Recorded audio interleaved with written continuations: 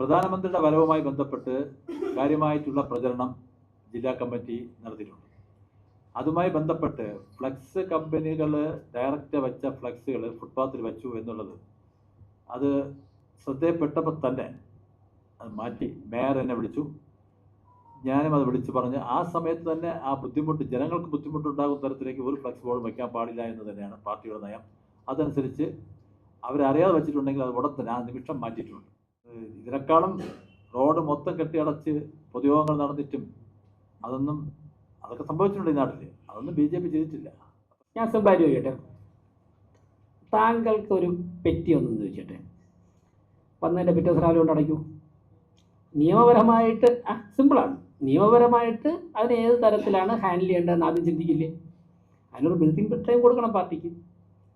ഇപ്പോൾ സ്വാഭാവികമായിട്ട് ജില്ലാ പ്രസിഡന്റ് പറഞ്ഞല്ലോ, ചില സ്ഥലങ്ങളിൽ നമ്മൾ അത്യാവശ്യം വരുമ്പോഴേക്കും ഫ്ലക്സ് കമ്പനിക്കാരോട് വയ്ക്കാൻ പറയാറുണ്ട്.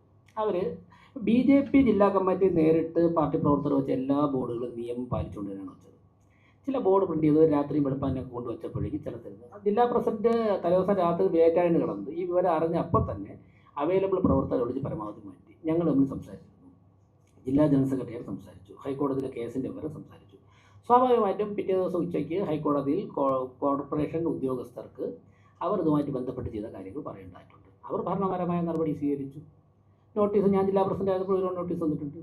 CPM ജില്ലാ സെക്രട്ടറിയുടെ പേരിൽ എത്ര നോട്ടീസ് CPM പരിധിയെ പറ്റുന്നു നിങ്ങൾ നോക്കും. നിയമപരമായിട്ടുള്ള കാര്യങ്ങൾ സ്വാഭാവികമായിട്ടും നടക്കും, ഭരണപരമായ കാര്യങ്ങൾ നടക്കും.